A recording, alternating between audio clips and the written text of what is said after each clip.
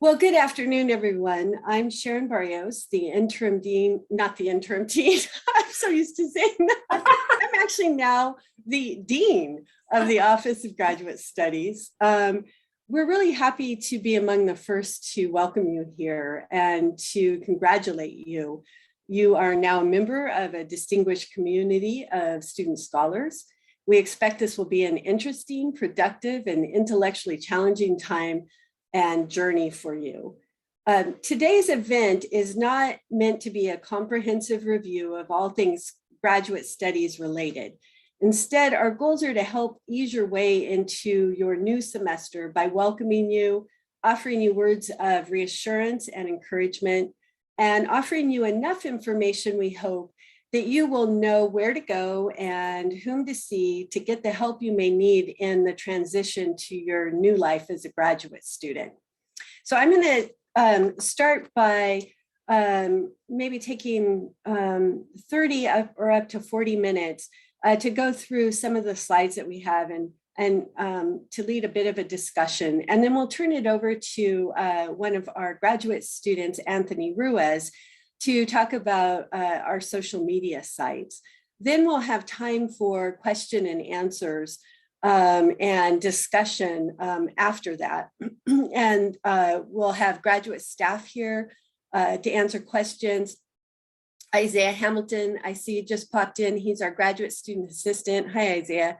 And he can give you his perspective as a graduate student. And if Anthony stays for question and answers, Anthony Ruiz, he can also assist you with any questions you might have about what it's like to be a graduate student. So I'm selecting or pulling up the PowerPoint now.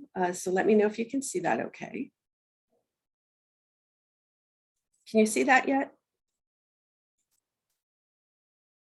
Yes, now we're actually looking at all of your slides. Yeah, now we're seeing a better view of just the first one with the other ones on the side. Yeah, okay. Well, let me see which view. That might be a little better view for you, right? Yeah. Mm-hmm. Okay. So the first thing that, is that a full screen view, Rose? Yes, it is. Okay, good. Thanks. Mm-hmm. So the first thing that I want to mention to you is that the Graduate Studies Office is a really unique office on our campus. Our staff is a small staff, but we are dedicated to all things related to graduate studies. And so we have an entire office on our campus that is here to support graduate students from the beginning of your career, so today, all the way through to the end. And then even as you transition into your job careers and as alumni in the years to follow. So our staff, as you can see, as I said, is small. But we are among your chief advocates. Indeed, the mission of our office is to support you in the ways that you will need as a graduate student. We also support your graduate faculty coordinators, our general faculty, and your programs.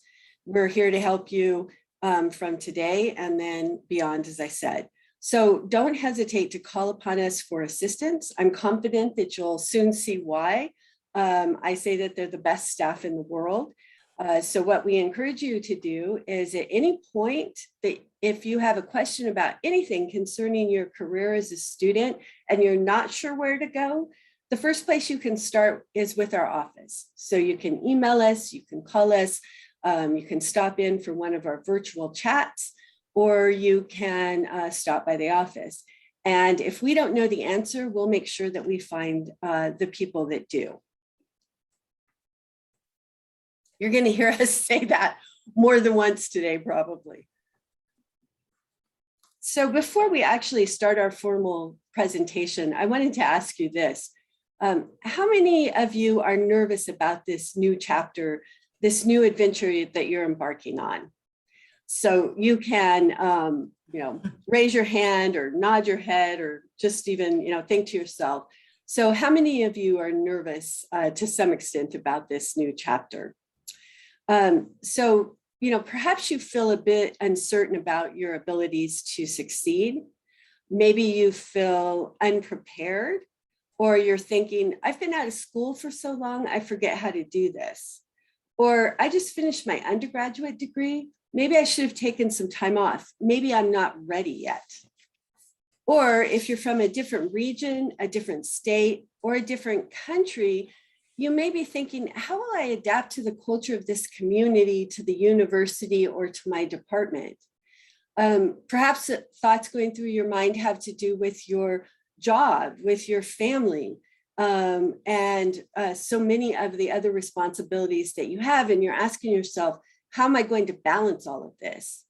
You might have a mix of these worries, and I'm sure that you have other concerns and anxieties beyond these. And here's the thing, I won't lie to you, some anxiety is warranted.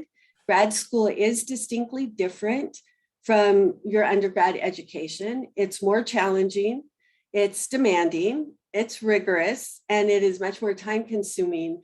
Graduate school can be hard, but I can reassure you that we are very confident that you're up to the task.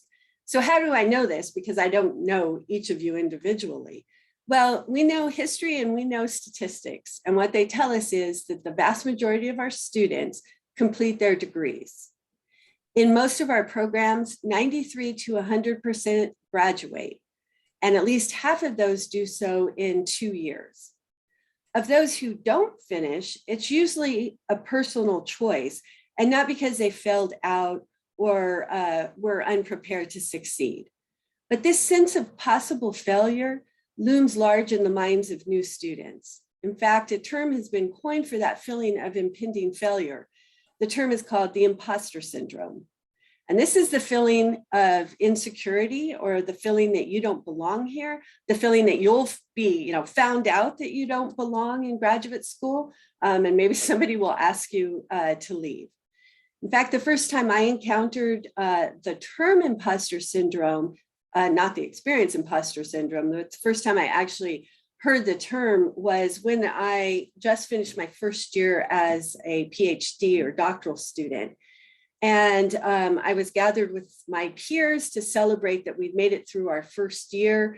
And as we were all talking, one of my friends, Jeannie, blurted out that she was shocked that she had made it through her first year, that she was sure that she was going to be found out, that they were going to find out and ask her to leave.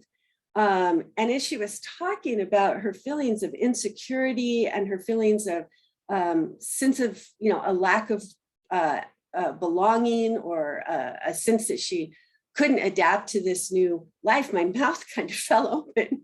And then I blurted out, Jeannie, I can't believe you feel this way, because Jeannie had graduated from an Ivy League university. So she graduated from Harvard.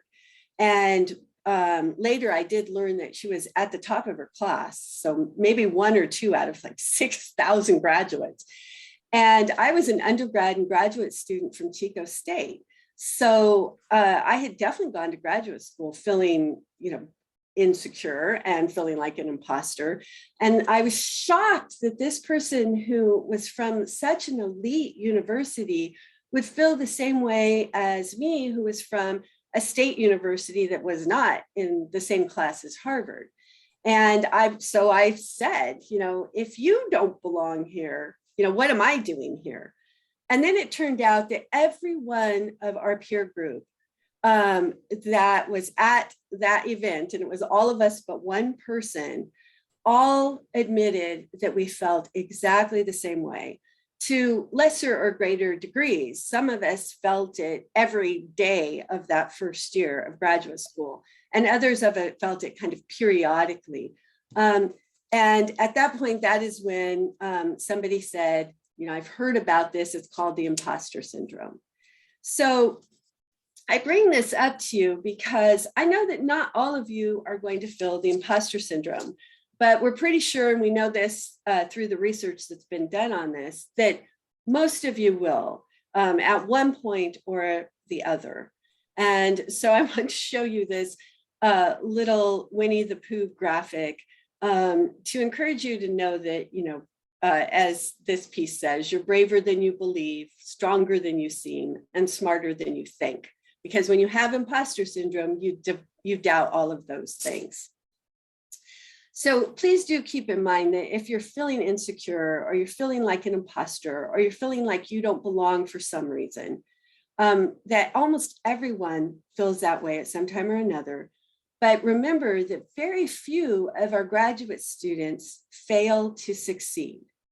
Or put another way, the vast majority of our graduate students succeed. And when they don't, it's because they're choosing to do something else for the most part.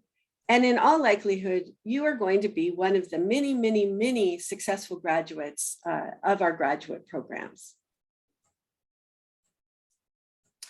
So we also wanted to make sure that we offered you some information that I hope will enhance your excitement about and further deepen your commitment to your graduate student journey. Because I know some of you are entering this with some doubt about, you know, should I be doing this now?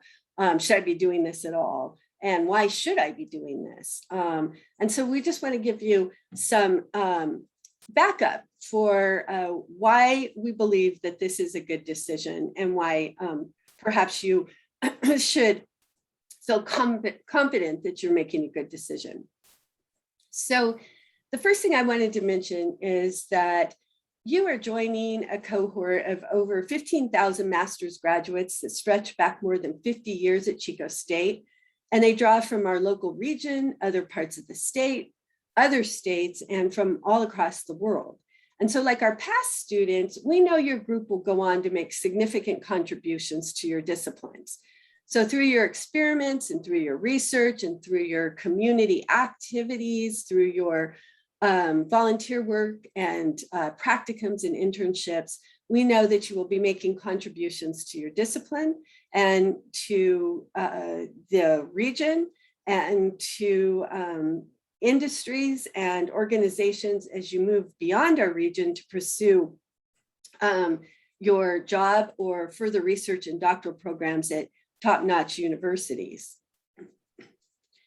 You'll make contributions to your communities and countries that are significant.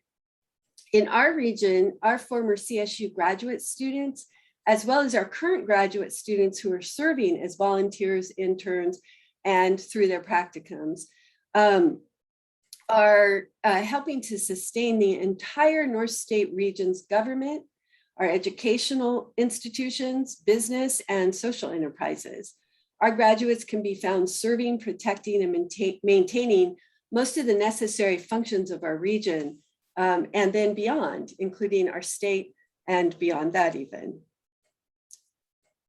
We also know that you will make other significant contributions to our university. Every year, hundreds of graduate students contribute directly, let me get to the right slide there, directly to the quality of undergraduate education by working as teaching, research, and lab assistants, by serving as mentors and role models, and by sustaining some of our most important undergraduate experiences like town hall, the great debate, the student research competition, and so on. In fact, our university employs hundreds of current graduate students and hundreds of our alumni graduate students as staff, as lecturers, as faculty, and as administrators. In other words, without you as graduate students and without you as graduate alumni serving as staff, faculty, and administrators on our campus, I'm not sure our campus would actually exist. So you're deeply important to this university. So clearly we have many reasons why we're excited about you being here, but we know that your primary objective is not to serve us. We know that you're pursuing an advanced degree to expand your own future opportunities. Now, luckily for you, this may be one of the best times to engage in this pursuit because the value of a graduate degree is growing. This is true in several important ways. First, a master's degree offers greater employment opportunity. Those with a master's have an increased likelihood of being hired compared to those with a bachelor's degree in almost every field. Their rates of employment are higher. According to the US Department of Labor, the unemployment rate for master's degree holders is about half that of other workers.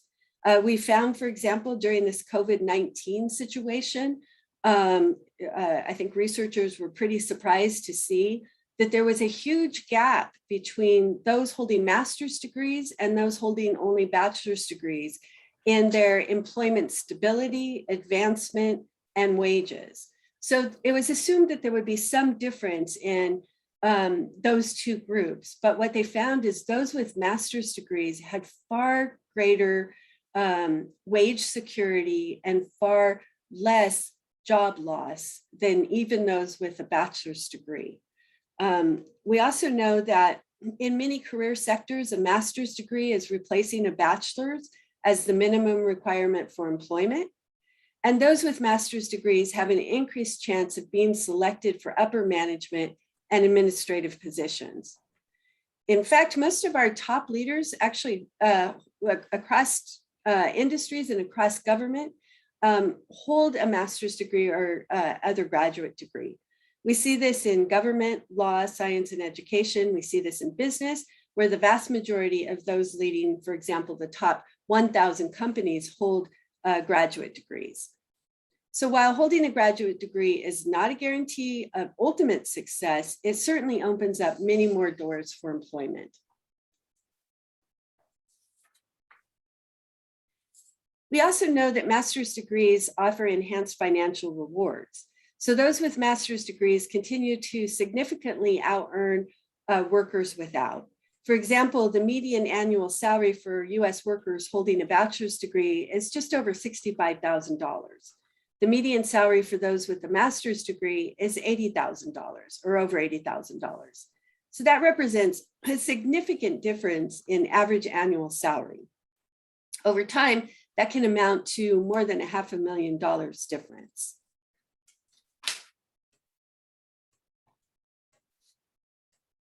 This I know is a little harder to read, but we just wanted to show you this kind of interesting slide that takes a look at the job titles and salaries of our own graduate students who've taken jobs on our campus across all units.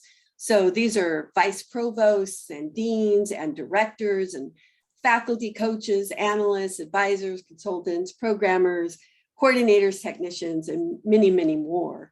As you can see, their salaries are pretty decent. They range from $40,000 to over, now it's actually over $180,000. So just as importantly, though, as that kind of salary information is that these alumni are pursuing meaningful and fulfilling careers.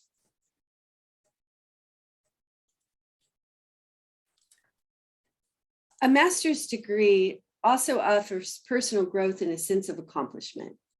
I know that many of you are pursuing your master's degree for your career objectives, but along with that, many of you absolutely loved being students or loved being part of a university. Perhaps you loved the research enterprise, or you loved the collegiality of being part of a student group.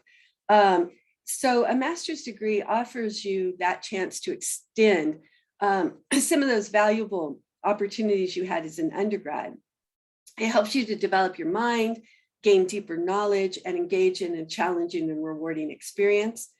It also offers you a chance to develop what many graduate students report is a deep feeling of long-lasting pride and satisfaction in accomplishing a really difficult goal that very few others actually complete. Only about 9% of our population in the United States hold a master's degree. Only 32% hold a bachelor's, so that is a significant accomplishment too, but only 9% ever achieve the accomplishment of a master's degree. So a graduate degree can garner greater status, recognition, respect, and credibility.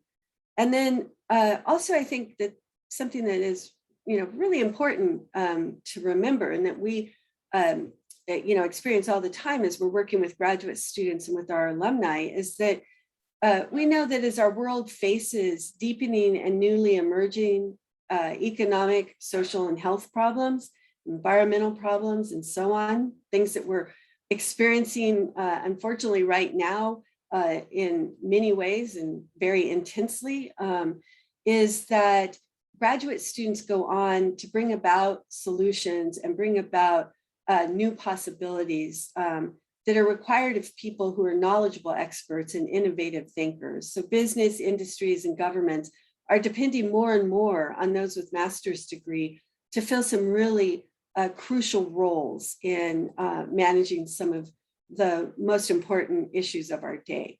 So clearly a graduate degree offers a competitive advantage in the workforce, and the pursuit of the degree also offers you an intellectually and emotionally enriching experience. You'll be challenged to think in new ways, to work harder than you ever have, to achieve goals you were not sure that you could.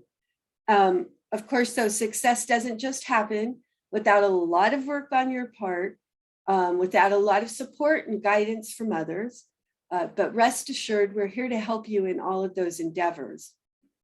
And that's where we'll turn now. We'll offer you some additional information on some of the support and guidance that is available to you to help you get off on the right foot. Now, again, we're not going to go into a lot of detail. We know that you have, a lot going on in your mind. We just want to make sure that you see, or that we touch on, some of the important resources and where you can find them and how to access them. And again, as I said earlier, just to make sure that you really do understand and feel that you have the support of the Office of Graduate Studies and your graduate coordinators in particular. So what we were thinking about is offering you some advice on what you can do in the next 2 weeks to set yourself up for the next 2 years. And I think what we'll do, Rose, probably, why don't we pull up our grad studies website, because the first thing that we're going to suggest that you actually do is to explore the graduate studies website. So I'll stop sharing and let you do that if you'd like, Rose. Sure. Thanks.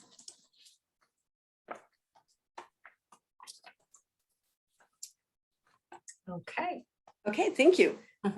Now, of course, we're assuming that you have seen this grad studies site before. We're actually in the middle of revamping it, so it might look a little different than when you first saw it, and there'll be additional improvements to come. But we wanted to make sure that you knew that this is the first place you can always go to help you get to the next place you need to go. And what we wanted to point out, we're not, of course, going to go through all of this. There's tons of information here, but we wanted to let you know that we've organized the website so that you can access it based on specific information that you're looking for, particularly the list of your graduate program coordinators, because that's the number two on our list of what we would encourage you to do in the next couple of weeks. Most of you have, if not all of you, have received communications from your graduate coordinators. If not, here's the list of graduate coordinators. You can pop on there, see their names, their departments, and then if you click on those links, which I don't think Rose will do here, it'll take you to their contact information. And all of our graduate coordinators will have office hours and other ways for you to work with them. And you should never hesitate. Should be one of your maybe first steps, if they haven't already reached out to you, to go ahead and reach out to them and introduce yourself and let them know that you'd like to receive any information about office hours or further meetings or upcoming meetings or anything like that. So your graduate coordinators are going to be your probably closest contact in addition to your faculty in your classes and eventually your faculty advisors on your committees. And they know pretty much everything about graduate education, and will direct you to the information that you'll need to succeed in your program. So that's number 2. The third suggestion we have for you is to look at the new student orientation guide. So this would be helpful for continuing students too, but for new students in particular, this is a really great way for you to kind of focus your attention over the next couple weeks or even, couple months to get a real sense of the kinds of things that you'll need to do to progress successfully through your degree and what resources are available to you, etc. Oh, Rose, you're right. I skipped over, I'm sorry, the new student orientation page. That's actually number 3. So we will post this recording for this event on this site. But in addition, we have some other things that you will find. If this is all you did next week, this might be extremely helpful to you as far as expanding your knowledge about what it means to be a grad student here. There are questions here that we know that new grad students always ask. So there's a FAQ box there that you can click on, and there are the types of questions that we most frequently get from our graduate students, and also our graduate students help to prepare the answers. In addition, there are a couple of, you can see there are grad guides links there and other information, but there are a couple of videos here that we have posted that we really encourage you to explore. We will be hosting a little later. This is just our beginning orientation. We'll have a series of sessions or workshops for you over the upcoming semester on specific topics that we'll dig into a little deeper than we're doing here. So this, we'll send out announcements on these. But for example, on Wednesday, we offered a session on the various kinds of financial aid and funding that's available to you, and how to qualify and how to apply. So this would be, I think, a really great session for you to watch when you have a bit of time. And also we'll host that one again. We also greatly encourage you to pursue this information and watch this video on the library. Our librarians are dedicated to assisting our grad students. Our grad students don't often know that we have specialist librarians for each of the disciplines. And so each department, it's not one-on-one. We don't have one librarian for each department, but each librarian specializes in the resources and assistance to our departments. And so you can contact that discipline-specific librarian for assistance, as well as just in general. And so this overview of the library gives you a sense of the amazing resources that our librarians offer graduate students. They offer individualized instruction on using the library. They offer courses, workshops on using the library, and specialize in helping graduate students with the more intensive research projects that they have. Our graduate students report when they leave here upon graduation that the library was one of their most valuable and coveted resources. So they deeply appreciate the resources that the library and the help that the library has offered them. Also, our graduate students do use the library fairly extensively, and there is a room, it's called the Rose Garden Room. We'll send you information about it later. That's available just for graduate students in the evening. It's on the 4th floor of Miriam Library. And you can gather there for quiet study. and know that the other students in the room are graduate students. So it's a great way to meet graduate students too, but we'll send you a specialized announcement about that. And then additionally here we have graduate students talking about the resources that they use online. And that's in particular Isaiah Hamilton, who is our graduate student assistant in the Office of Graduate Studies.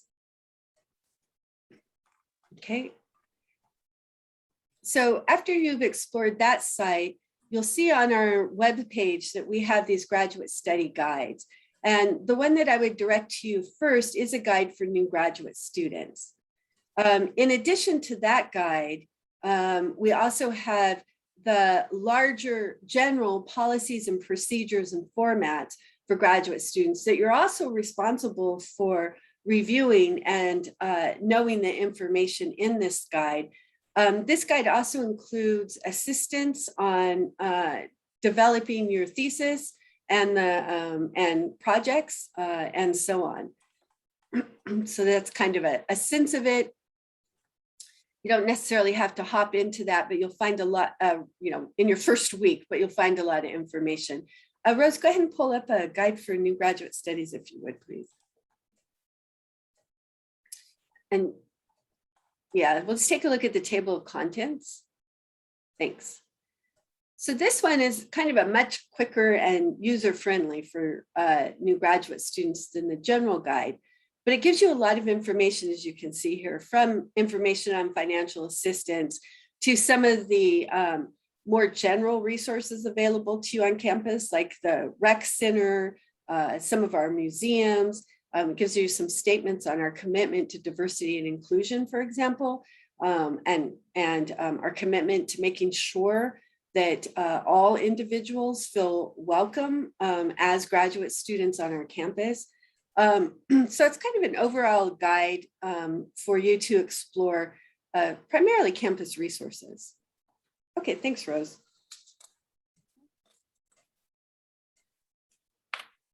Turning my page here.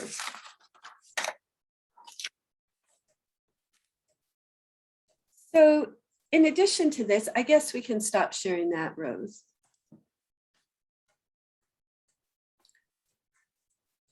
And I'll pull this back up.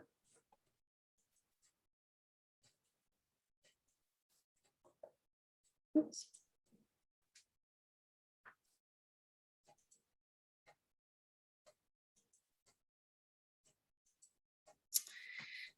The last thing we'll mention on this particular slide is that we definitely encourage you to officially join the Council of Graduate Students.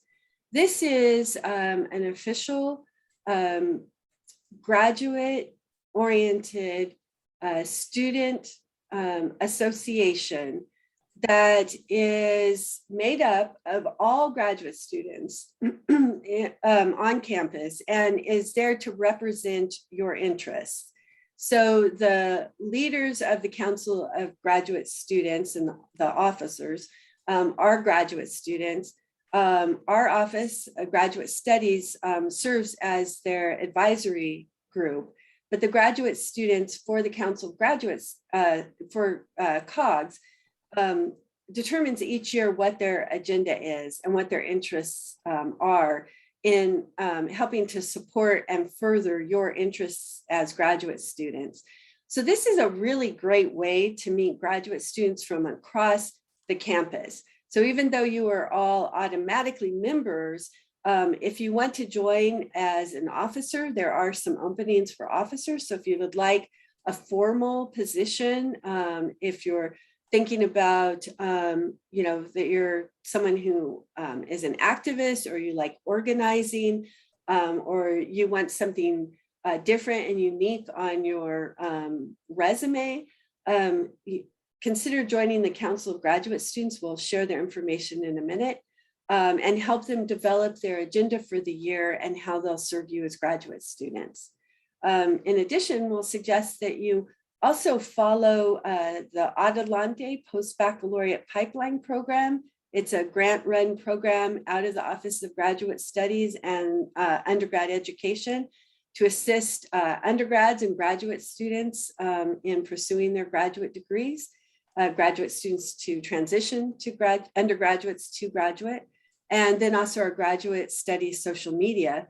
So I'm going to stop here and turn this over to one of our Adelante student officers, Anthony Ruiz, and he's going to talk to you and share a bit about the social media sites and encourage you to sign up and follow these, because we do try to post a lot of information, including funding opportunities and events and so forth for graduate students on these sites. So I'll stop sharing. And Anthony, I wasn't sure if you were going to, I think you have maybe some visuals, right? Yeah, thank you, Sharon and Rose. I'm going to share my screen. Okay, so I'll introduce myself first. My name is Anthony, and I am a second-year graduate student. I am studying the MBA, the Master's in Business Administration program, and I'm doing the general option. And then I'm also receiving a certificate in professional management consulting. So thank you, Sharon. You actually, and Rose, you both went over the Office of Graduate Studies website. I also did want to highlight the Adelante program. Also, I did send out our three kind of main social media channels in the chat right now. For the most part, I would say that we're way more active on Instagram, but we all do also have like Facebook pages and Twitter. So I recommend following us on all of those. I'll quickly go over the Adelante website, and then I'll go into our social media channels. So the Adelante program mission is to support Latinx and or low-income students at Chico State on their undergraduate academic journey and prepare them for graduate and post-grad opportunities. So although this program is mainly designed for undergraduate students, the reason why I want to highlight it to all of you is that Adelante hires graduate students to be program mentors for the Wayfinders mentoring program, and also graduate outreach coordinators. So if this sounds like a program that you're interested in working for and supporting undergraduate students and sharing your experiences, your journey, giving them advice, I would highly recommend getting involved with us. But yeah, so in our website right here, you can see our different types of resources. We also do a summer research program that is paid for. So you actually get paid and you get paired up with faculty. So if that sounds like something that you're interested in, I would highly recommend checking us out for that. So this is our Adelante Chico State Instagram page. So I manage this page, and along with another incoming graduate student, Anna. So we are really, really active on this page. So essentially we'll post just campus resources, scholarships, job opportunities. We're active almost every single day, even on the weekends. So some of our posts will include like different like applications that we have opening. We actually did like a journal, or we're currently working on the Journal of Student Research Creative Work. So we did a call for submissions for our artwork. And just overall campus resources will be posted here. So if you want kind of like a one-stop shop, regardless of your like program of study, definitely follow Adelante. And then also the Office of Graduate Studies, this is their Instagram. They'll be posting really helpful reminders for all of us to follow and stay in tune with. And lastly, the Council of Graduate Students. We are all a part of the Council of Graduate Students, and I'm personally going to be much more involved with these programs for my last year. But yeah, definitely follow their new Instagram right here. And you may have noticed that across these three social media channels, there's like a link in their bio. So that's called a link tree. And so a lot of programs started using this, and essentially like a link tree. Like if you click on it right here, it'll take you to kind of like a one page for a bunch of like their important links that you can just click here. So like they're highlighting a lot of these events right here for the Council of Graduate Students. This is like the Adelante's one. We update these pretty frequently. So we'll put like the more important information at top, like for like time sensitive things, and just like kind of like more stagnant like info down here that you can easily access. But yeah, that's essentially it for kind of like the Office of Grad Studies Instagram channels. I would also recommend checking to see if your master's program has a certain group or club you can be affiliated with. So for example, I know that the business program, just on top of my head, they have the Graduate Student Business Association. So although I didn't highlight them there are other graduate clubs and programs you can join. I would also recommend being involved with like the associated students. You can sit on councils and committees with them, or you can apply to be like officers or commissioners, senators. They have a lot of different roles for graduate students. But yeah, thank you all for the time. I hope you follow our social media channels. Again, I sent it in the chat. But thank you, Rose and Sharon, for allowing me to present. You're welcome, Anthony. That was really great information. And I'm glad that you mentioned that graduate students can run for officers' positions with the associated student, as well as student body, as well as the grad council, the student council. We have had AS presidents who were graduate students, and actually our staff here on campus now. So that's another opportunity for you. Great information, Anthony. Thank you. So we're really entering or nearing the end of this kind of more formal, I wouldn't say it's hugely formal. We mostly just wanted to give you kind of a sense of encouragement and, like I said, reassurance and, you know, a feeling that you are confident in places to go to find the resources that you actually need. I did want to share with you this one last bit of information, these two last slides. I won't go through this, but just say to say that we'll be posting these slides so you can go through and find any links that we have here, or just review this information as you need to.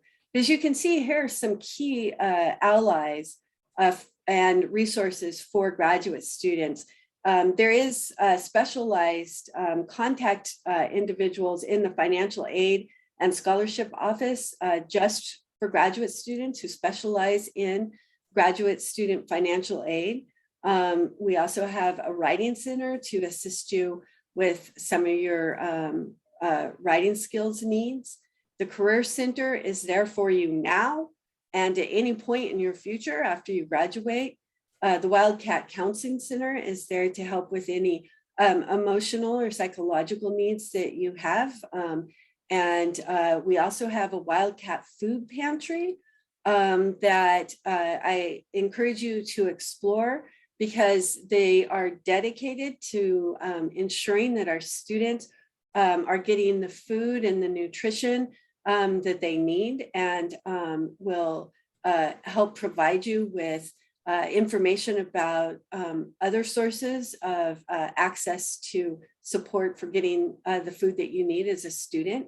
We know that many of our students struggle in this area, and it's something that we are dedicated to trying to alleviate. And then again, of course, the Council of Grad Students, and you are also welcome to join the Wildcat Recreation Center.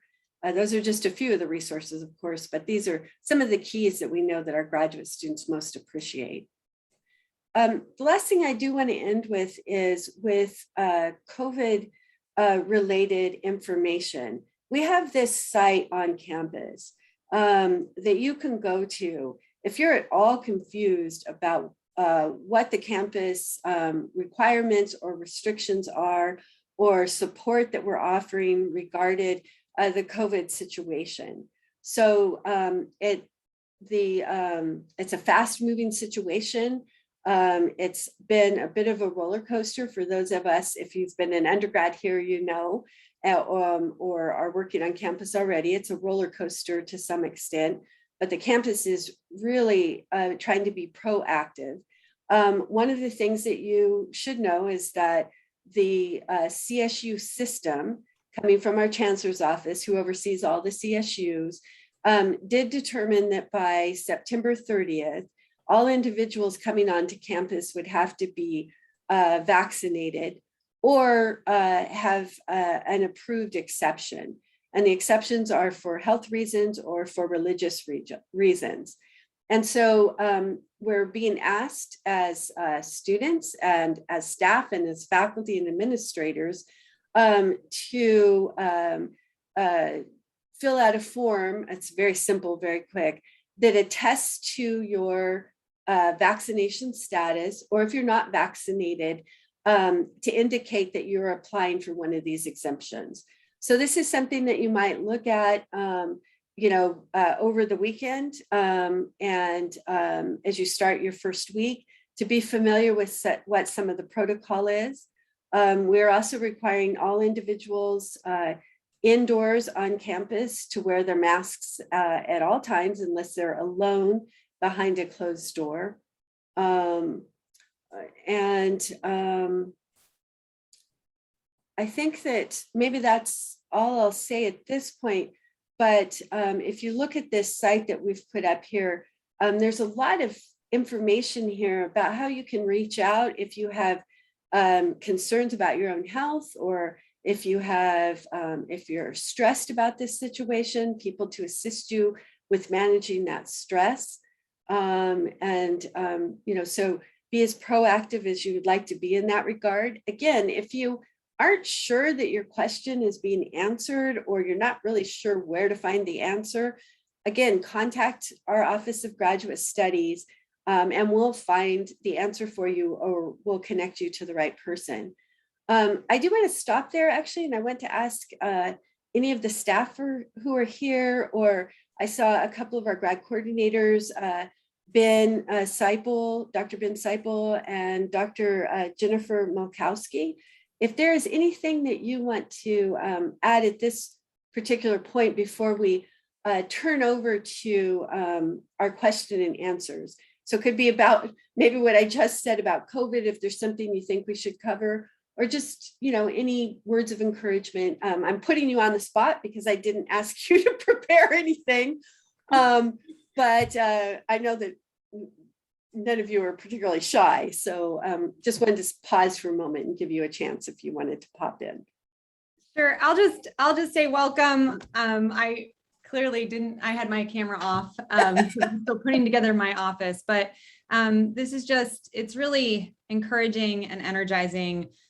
And it reminds me of why we teach, to see all of these fabulous researchers and thinkers. And really the master's level, I think about it as 2 years to be selfish with your ideas, and follow your muses, be curious. That is what we ask of you. After the master's is where you can start to become an expert in, or know more and more about less and less. But at the master's level, it really is about exploration and taking advantage of the resources at your disposal so that you can really launch into the next chapter, whatever that is. So I'm really excited. I know this is a weird time. I don't have questions about COVID. I'm really just, if I've learned anything this last year, it's show up and then be ready to change gears when you need to.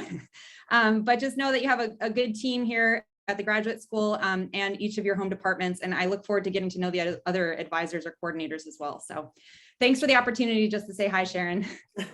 You're welcome. And Dr. Malkowski, you're the coordinator for the Communication Studies program, right? Yes, I'm sorry. Yes, I'm an associate professor in communication studies. Yes. Yeah, thank you for being here. We really appreciate it. And good luck transitioning. I know for faculty, this is probably the busiest day of the semester, and this weekend. So really appreciate you being here. Well, thanks for hosting. Yeah, thank you.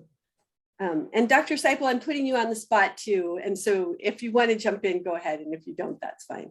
I should say I love your background, by the way. Sure. Well, I'm staying in Springfield with the Simpsons. They've been awfully gracious. Lisa's been mentally stimulating. My heart's been hateful. And please call me Ben. The things I would say is you all have different reasons for coming to graduate school. Some of you are in professional programs where you are learning the skills to deploy them in a specific setting, such as communication sciences and helping people. Other of you are interested in doing research, which is all great. They're all wonderful things. But kind of what Jen was mentioning, the world belongs to those who show up. So if you want to achieve something, you just have to show up.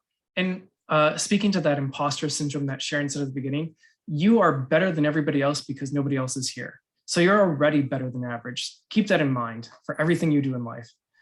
That said, there are so many opportunities on campus that I encourage you to explore. It's easy to get into your own, what we call silo in your department, where you might focus on just your area. but you have the opportunity to explore courses in other departments, and this is where innovation occurs. So even if you are in computer science, consider taking a course in education. This is a plug for educational technology, because that's where you might be able to create something that doesn't exist yet, or vice versa. If you're in education, looking at Shanine or Chu, if you're in education, look at taking a computer science class to learn how that design and application work can improve your thoughts and research. So don't be afraid to look at other courses in other departments at the 500 level or higher for it to count, usually.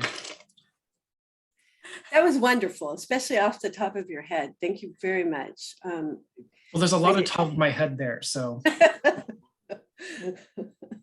I also want to open it up for two of our graduate students who are here, who are assisting both graduate studies office, and you've heard from Anthony, but Isaiah and Anthony, if either of you want to pop in, you're continuing graduate students, and if you're kind of thinking back to this point in your career, the weekend before you start, your first week as a graduate student, and want to offer any perspective or words of encouragement, please do. But again, it's up to you. Yeah, I would just say, don't be afraid of how afraid you might be. It's fine. You'll get over it. Like, you'll get into your first class and you'll see the other people there and the other students and your professors, and it'll be fine. Also, write down everything. Get a planner, add it to your calendar. When I was an undergrad, I never had to write down assignments, like due dates. I could just remember them all, and then got to grad school and was completely blindsided by how much more there was to do. So write it down, write it all down.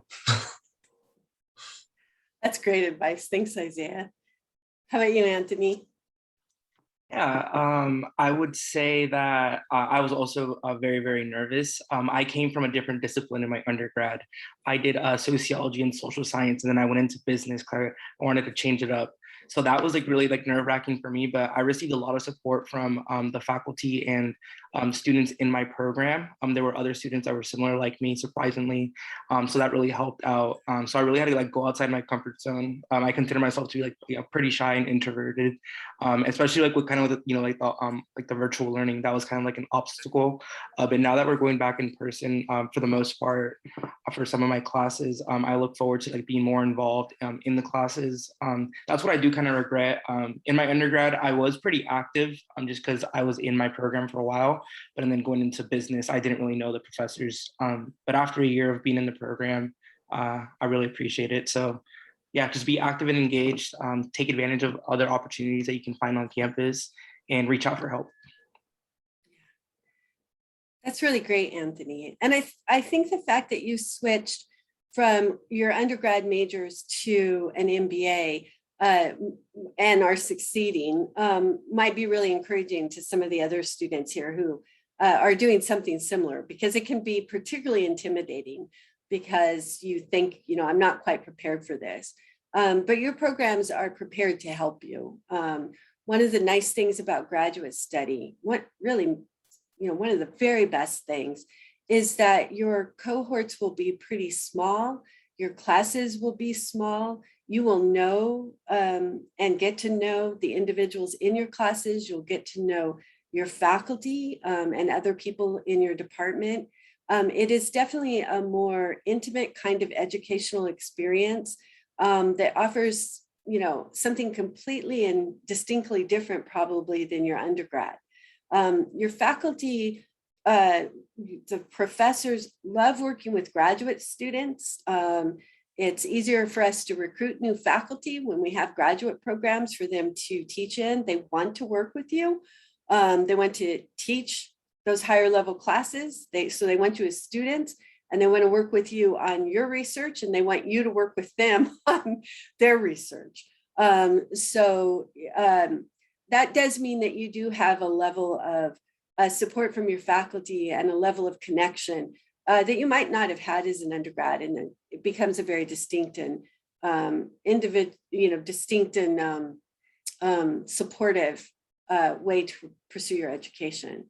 So we can turn to questions now, unless the grad staff wants to pop in. We have Rosemary White and Jeanette Tremblay and Micah Lerner here today.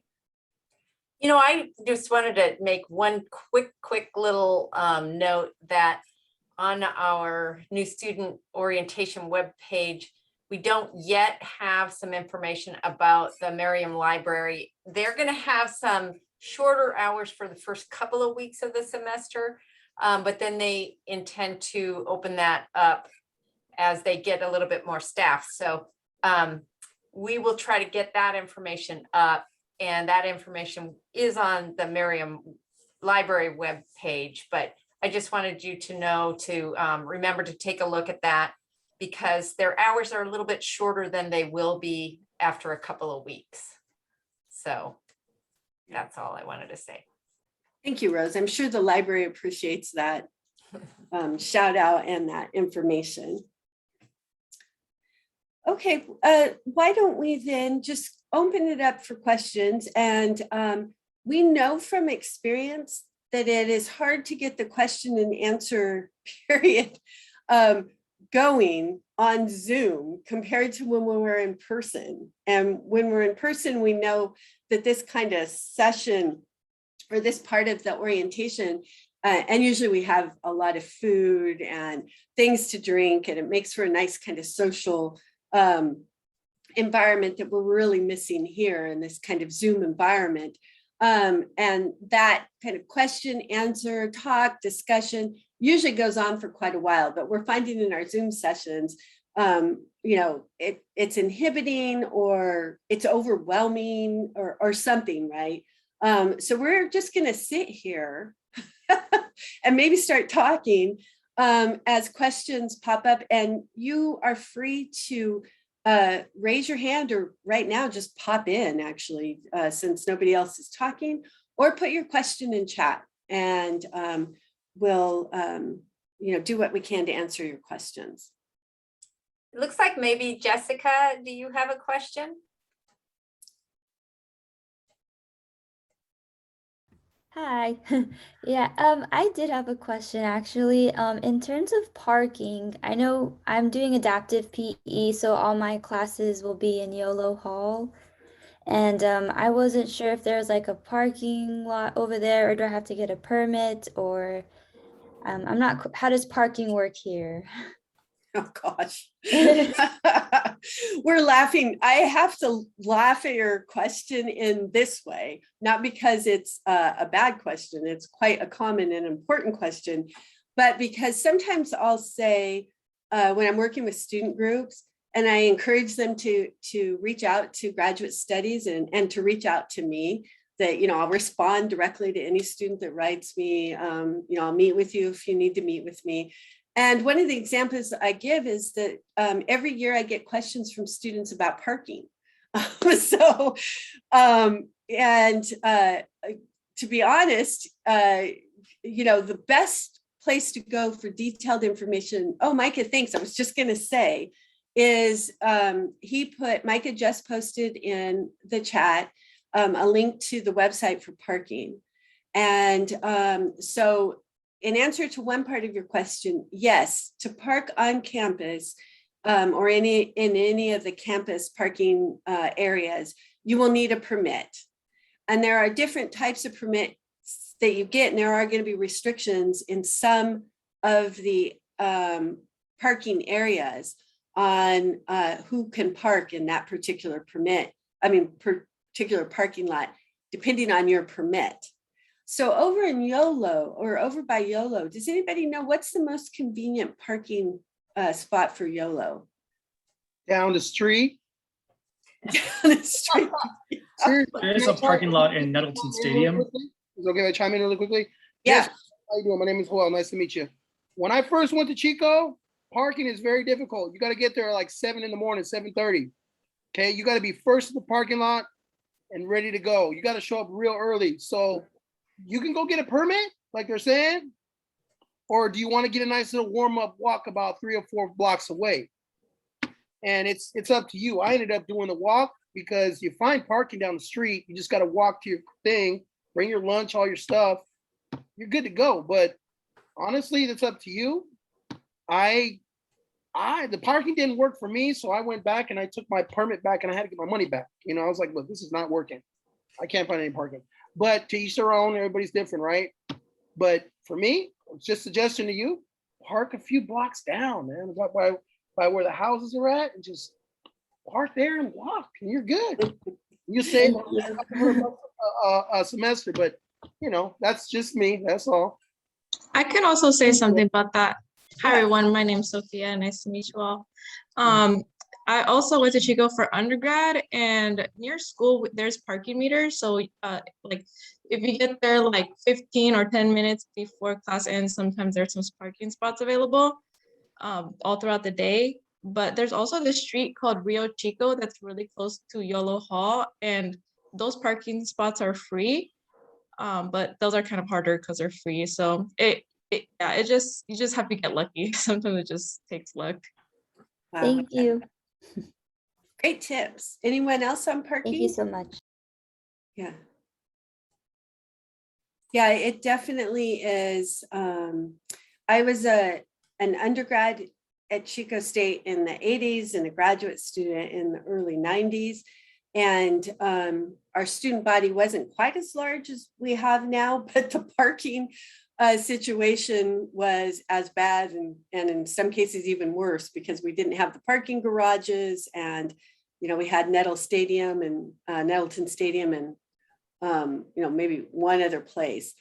So I learned for me that I parked in kind of the student residential neighborhood in the streets.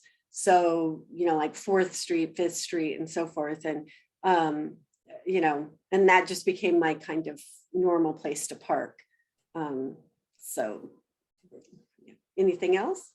I just was actually going to mention that there is some more information and probably the same link that Micah put in the chat. And that is in that A Guide to New Graduate Students, because it does include lots and lots of stuff, including things like parking.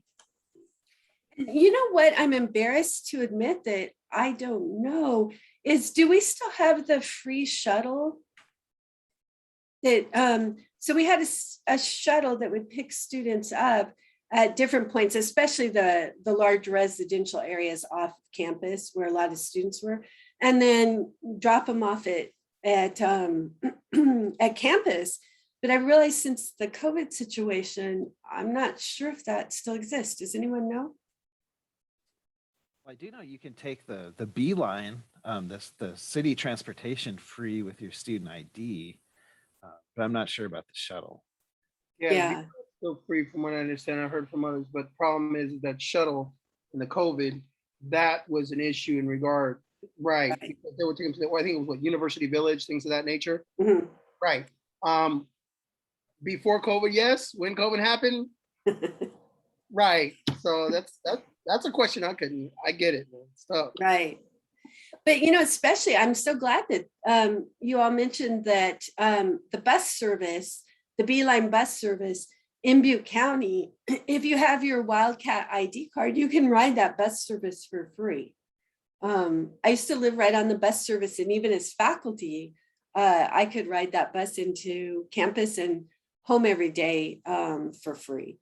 So this is something that the university does subsidize for students. And if you can, try to take advantage of that when you feel comfortable being back on a bus. I know not everybody is quite ready for that yet.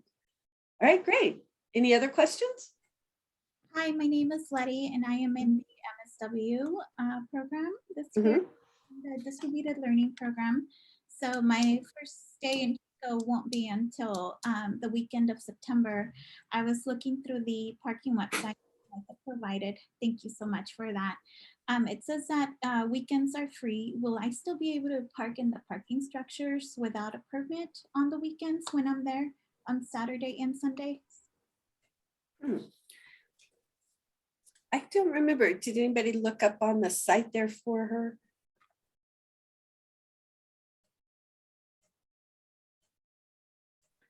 I think Rose is looking that up for you, Letty. I think Anthony just responded and he Oh, he did. Okay. I appreciate that. Thank you.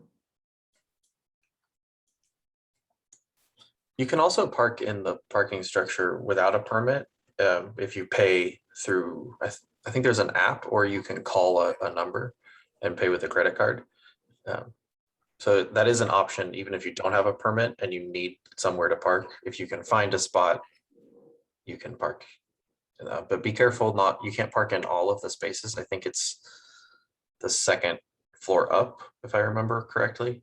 But don't quote me on that. Also, Yeah, it's the top levels typically in those structures. okay.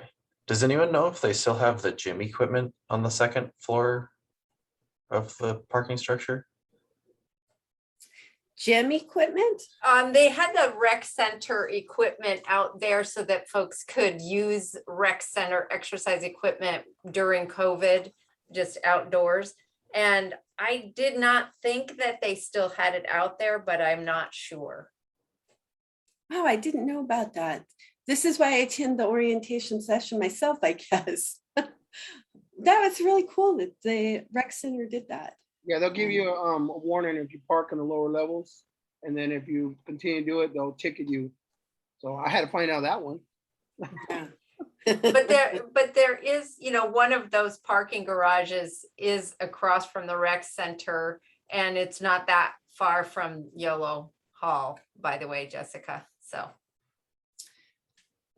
one of the things that I'll bring up here too, while we're thinking about other questions or topics to talk about, is that we reach out to our students as they're graduating to ask them for feedback on their experiences, things that maybe as a campus we could do better, or as the Office of Grad Studies we could do better to support them, things that worked really well, maybe things that didn't. And one of the things that I'll say that students often do report back about their own experience is that they wished, and I thought Anthony was saying something kind of like this before, but they wish they had been more involved in the life of the campus. And sometimes graduate students, because you usually are coming in and have so many responsibilities in your life, and some of you are working full-time off campus already in professional jobs, for example, you have maybe more extensive family responsibilities than some of our undergrads might have, that, it can be hard, right, to be engaged in campus. Some of you are in programs that basically offer courses only at night. But there are many opportunities, and it can be through employment with, wonderful programs like our Adelante program that Anthony mentioned, through research assisting with faculty, teaching, and so forth. But there are also so many clubs and organizations, and you can start your own club and organizations if you want, that this is something that you really might want to explore, even though we know your time is precious, so that you have that close connection to campus and that rich experience that can come out of this kind of concentrated time that you have on campus. And then, as Ben had said earlier, reaching out beyond your campus, because you can be siloed or very insulated within your own program. But joining, we'll have things like informal writing collaboratives that we'll let you all know about, where you can just join a group of other students from across campus to work on your writing projects together. We used to do this in person, where we would, schedule sessions at coffee shops and things like that. Right now, we're going to continue to do it mostly Zoom. But that's something that, you can join in, and it helps you to foster the work that you're doing. So I'm just kind of encouraging you. There's a nice link that was put in the chat about student life and leadership, to explore those opportunities too. There's a lot for you to process right now, for sure. You don't have to just jump into everything, but having that in the back of your mind is something to explore. Is a good idea. Any other maybe questions? Rima might have had a question. Do you? Okay, good. Rima. Hey, you actually answered that question pretty well. I was going to ask about opportunities to meet other grad students, get more involved with the campus. So thank you. And that link is going to be super helpful. But Yeah. I also just wanted to say thank you for recognizing and highlighting imposter syndrome. I myself am coming from a different discipline from my undergrad. I was a philosophy undergrad, moving into computer science. There are some ties there, but not too many. And I've definitely already felt some of those, even not even having started classes yet. So I'm certainly going in with the mantra of telling myself it's going to be fine. I belong here just as much as everybody else. And I think it's an important thing to highlight. So thank you. Yeah, you're welcome, Rima, and good luck with that transition. I'll say two things about that. When I was in graduate school, I was closely affiliated with the philosophy graduate program. And I will tell you that those philosophy graduate students were being recruited for Wall Street positions from Silicon Valley to join, like Google and Facebook and all of these other different organizations, including some computer startups. They were really valuing philosophy students because at the heart of philosophy is logic, and at the heart of computer science is logic. And but philosophy students come in with these great social skills and communication skills and writing skills. And so there's a lot of strengths that a philosophy student would bring to a computer science program. And it's the reason that they were so coveted in all these different fields. So I hope that, you find that actually does exist for you. And the other thing I would say for graduate students, I think it becomes a little easier because you know your faculty better and quicker than you do sometimes as an undergrad, right? It might be 2 years before you take a major class, for example, from one of your faculty members, but they want you to succeed, right? They've accepted you into graduate school. They, picked you purposefully, and they want you to succeed. And so reaching out to your faculty members when you struggle or have questions, or you need some kind of supplemental assistance, right? That's part of your responsibility to yourself, but it's also part of what we do as faculty and staff to support our students, right? That's our commitment to you, is helping you to succeed. So you should never be shy about reaching out for that. And for example, if you are transitioning like Rima is doing from one discipline to another, like Anthony did, sometimes you do need some kind of supplemental instruction, right? And maybe even taking an undergrad class while you're taking your grad class. And your faculty members can advise you in that way. Yeah. Sophia put businesses love Chico grads because of your social skills. And that is absolutely true, right? So for a while I was thinking, well, is this a myth? But I went to an advisory board meeting for computer science and engineering, and another one for the MBA program. And it was it was just consistent from those industry partners that they loved hiring Chico State students and were disappointed that they couldn't recruit more for this kind of high level of social skills. I'm not sure exactly how it's being defined, but I think it means that students that are able to communicate well, right? They can ask questions, are confident in pursuing, knowledge and expertise. So yeah, it is a consistently reported thing about Chico State students. Okay, anything else or any comments or, encouragement you want to give to each other or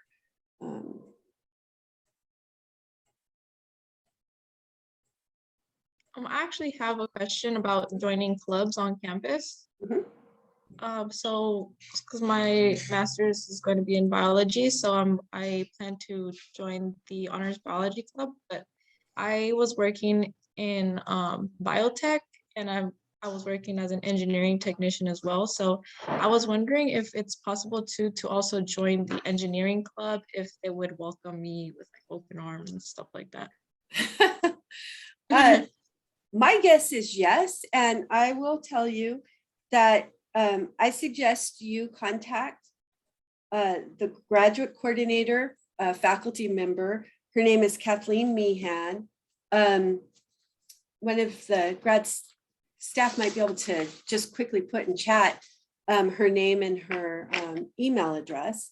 And so she works with graduate students and works with undergraduates, and would be a great resource for you as kind of introducing you into these engineering clubs that you might be interested in. I think that my experiences, they would be definitely open. So, Okay, thank you. What was the name again? Her name is Kathleen. Oh, okay, I see it right there in the I chat. just put it in there. Okay, Kathleen Thank you. Meehan. Yeah, you're welcome.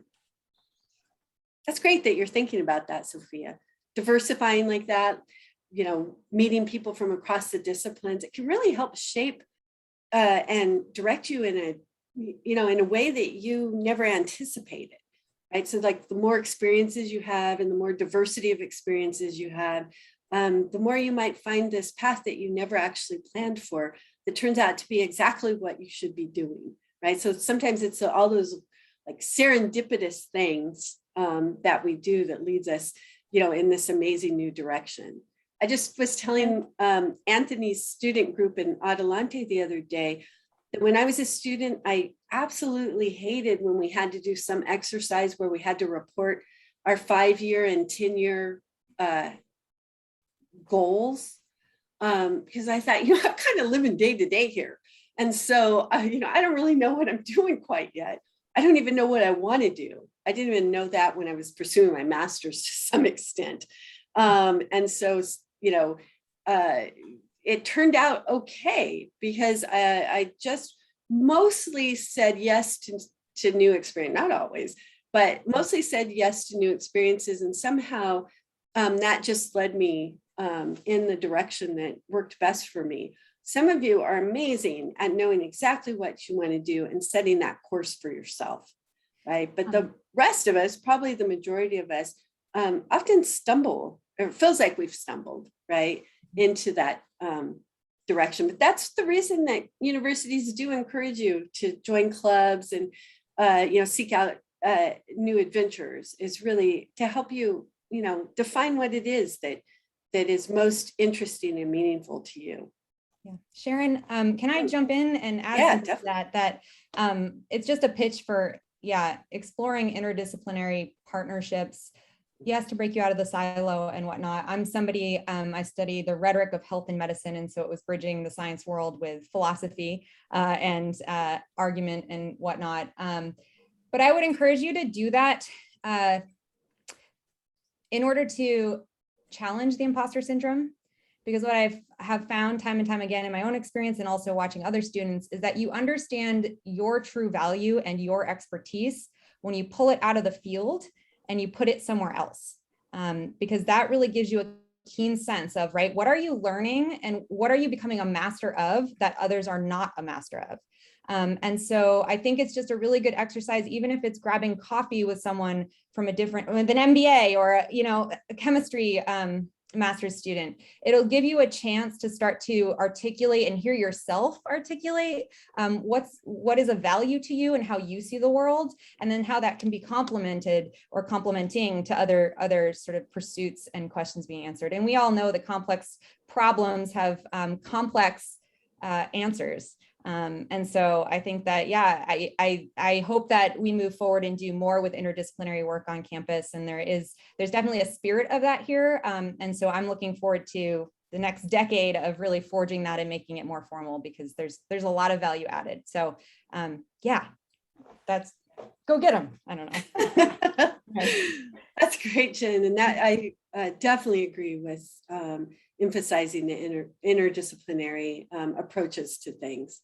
And, you know, another thing that's related is that, the Council of Graduate Students is a great place to start because that is interdisciplinary, but you all have in common that you are grad students, and it is a way to meet people who are in a different discipline. And they often have social events, and it'll be interesting to see how that plays out, in a hybrid situation this year, perhaps. But there are typically social events that are available to you, and as has been mentioned, you are automatically members, and so you can participate, and just keep checking your Chico State email, because you will get announcements from time to time from the COGS officers about things that they're going to have. So it's a great way to do exactly what you guys have been talking about. Yeah, that when the social aspect, social question about socializing came up earlier, I was thinking that the Council of Grad Students determines our office funds the Council of Grad Students, and they determine what they want to do each year. But they consistently, year after year after year, make sure that part of their agenda for that year is to schedule social events for graduate students. And they can be wide ranging. So sometimes they're really large kind of reception events, which maybe won't be done this year. But in the past, they even set up a regular Friday happy hour for graduate students, or Tuesday night happy hour, or meet and greet in the library. Who's bogged down with preparing for midterm work. We're going to be pulling 6-7 hour shifts in the library, come join us, that kind of thing. And we'll have coffee and snacks and drinks for you. So keeping up on what the Council of Grad Students does is really, that was a great point, Rose. I'm glad you said that. And also with that Council of Grad Students, joining up with them to determine some of the other things that you need. Some years they've done things like assisting graduate students to write applications for funding. And so we've seen this uptick in graduate students getting university scholarships and other fellowship opportunities that were being directly supported by the activities of the Council of Grad Students. Sometimes the Council of Grad Students have committed themselves to having a year of forums on the most important political and social issues of the day. And we saw that they were getting attendance of between 200 and 300 students at each of those really wonderful forums that they had organized. So really, depending on what your interest is, improving parking, advocating for that. We had a group one year, the Council of Graduate Students, that worked with graduate students at San Francisco State University and petitioned our chancellor's office. The chancellor's office oversees all of the CSUs, and they were ending the funding for the state university grants, the SUGs, which about 30% to 40% of our graduate students qualify for. As long as you put in your FAFSA form, the financial aid office reviews your financial status to see if you qualify, and 40% or so of our grad students get at least some bit of that, $1,000 or more usually of that student university grant. And it was our graduate students who, it was kind of being secretly done almost, who became aware of the situation and led the advocacy and got our president to advocate at the chancellor's office to continue to fund that state university grant. And that was many years ago. So think that was 10 years ago. And so think how many students are, benefited from the activity of our grad students at the time. Okay, so I think we're ending the end of this, but if anybody has any last questions, go ahead and pop in. And I'll just say, oh, go ahead. Rima, Me? were you popping Rima? in? Okay. Yeah, go ahead. Not really much of a question, but in the spirit of sort of interdisciplinary socialization, I'm going to drop my email in the chat. If anybody wants to grab a coffee, I'm going to be on campus Monday through Friday. Very much looking forward to meeting my new peers and hopefully making some new friends. So feel free to reach out. I'll be around. That's excellent. Thanks for doing that. That's really great. My first week of graduate school, when I was pursuing my PhD, a woman came up to me in one of my classes and she said, you know, I'm not really meeting anybody. You seem nice. You want to go have coffee? And I said, sure. And she became my best friend and she's still one of my closest friends to this day. So I appreciate that approach, Rima. That's wonderful. You'll be hearing from us regularly. Do check your Chico State student email, as Rose said. We want to make sure that you are receiving as much information as you can, but trying to keep it as succinct as we can so that you will know about financial opportunities, employment opportunities, campus employment opportunities, workshops and events and so forth. Research opportunities, we're sending something out to you soon on that. How you might be funded to do research, different avenues of working with faculty in an individualized or small group research opportunities, competitions, journals that you might publish in, and so on. So you'll get information like that from us, not on a daily basis. We try not to overload you. And then in the next couple months, we'll have a few more orientations like this, including a very informal one that we'll definitely make sure Rima is invited to, which is, chat with grad cats. And Isaiah has led these before, where we have graduate students, continuing graduate students here, just to talk with you about whatever questions pop up, because you're going to have a lot, or concerns or advice, or if you need to connect with somebody. And we'll have several of those organized over this year. So you can just kind of pop into that and get to know your fellow grad students. Okay. I had a question about that. Yeah, go ahead. I'm kind of like with Rima here in regard to that, because, now that we're at this level, it's a different level. We're done the bachelor's now, we had students that were just going through the motions and wanted to get their bachelor's. Now we're concentrated. We're here for purpose. We know what we're doing here in regard to that, unless you have like imposter syndrome, right? What we're talking about here, right? But anyway, you said that it was the Council of Graduate Students. Is that okay? So I was wondering if you can just help me out with this. Does anybody in the past gotten together here and gotten together with the other students at the graduate level and commingled, I guess you could say, to be able to bounce ideas off each other? And is there like, I kind of, maybe I missed it because I was thinking about other stuff, but is there like is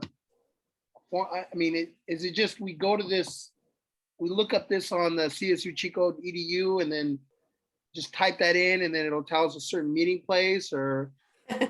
Yeah, you know what I'm going to suggest? Rose, do you have Can's email? Yeah, I'm going to type that in the chat. So Rose is putting in our current student president of the Council of Grad Students. And he would be reaching out to you. We don't want to, we know you have a lot going on, but he would send a communication out to you here soon about joining the Council of Grad Students and working with them. But also Anthony will be posting on the social media sites for the Council of Grad Students, for Adelante, and for Graduate Studies. So if you follow some of those sites or all of those sites, that kind of information will be posted there. So when we're having a social event for grad students, when it's a writing collaborative group that you might want to join, if graduate students are reading the book in common, for example, They've had reading groups, graduate student reading groups around, say, the book in common or a book that they've selected. And if these are ideas that you're interested in, I would say suggesting them to our president of COGS and is exactly what he's going to be looking for. What are some of the things that you, new grad students this year, would like to see happen on this campus that supports your interests or your educational achievements? And start working from there. Thank you. Yeah, you're welcome. We usually do organize from our office, usually an event or two for graduate students too, but we're mostly this year probably going to work with our council grad students to let them figure out, what are the most meaningful kind of social events for you. I can appreciate that because, it's like to be around individuals that are, on the same path and absolutely, there, have a cup of coffee and talk about what's to come next, right? Yeah. Yeah, and I also recommend Joel and everyone to consider heading to Merriam Library. 459 is the room number on the 4th floor. It's called the Rose Garden Room, and it's specifically open for graduate students in the evenings on weekdays and all day on weekends. And that is a place where graduate students can go and hang out and, have a cup of coffee and study or chat. And that's what I was looking for. Yeah. That's the joint. That's what I needed to hear right there. So we're good. Well, in the past, of course, we couldn't do it this year when we weren't in person, but our Council of Grad Students actually set up not every night of the week, but a few nights a week, they would make sure that there were refreshments in the Rose Garden Room. And I think there's some restrictions on eating during this COVID situation in the library right now, but I think they're still allowing beverages. But if it opens up again, they'll provide snacks and things like that for you there. I will say that our graduate students reported during this COVID situation that besides one-to-one with their student peers and their faculty, the thing they missed most was the library and being able to go into the library to see each other, to know, that you're sitting, across the table or down the table from somebody who is in the same boat that you are, right? Trying to get this big paper done for the end of the term or something. So we know that the library is important to graduate students, and this little lovely room is a great asset to our grad students. And just the reminder that the first couple of weeks of the semester, it doesn't sound like it's going to be open yet, but then they hope to have that open later in the evenings. I'm glad you said that. Second week of the semester, I think. Second week, okay. Yeah. Oh, I'm glad you said that, Rose, because I wasn't aware that they were. Yeah, I think that they do have the downstairs common study area open in the evenings the first couple of weeks, but I don't think that the upstairs, I think the upstairs closes 4:45 on weekdays for the first 2 weeks, but then it should open up. That's their plan. Thank you. 459, you said the room is? Yeah, 459. Thank you so much. Appreciate the resources. Great. Okay, well, I think we've gone just a little bit over. I should have said at 4:30, please pop off if you need to. I think probably you knew that. But again, we will send out information about additional information sessions. We'll make sure that when we're posting videos, we'll send a list of, you can look at our website, we have different videos posted. But the two that we really do want to emphasize for you in the upcoming weeks and months is, again, on financial resources, because we know how important that is to you, including TA-ships and research opportunities and the university scholarship and all of that kind of thing, because we know that our graduate students don't apply to these things in the numbers that they should. And we know that one part of it is imposter syndrome. The second thing is the time to prepare the applications. And so we're trying to get collaboratives and workshops together to help you prepare those applications, because it is not fun to do on your own, I know. And then the other thing is really starting to emphasize support for research and writing within your classrooms and on your other projects, to give you the support you might need in that area to develop in those areas. So you'll hear from us on those things.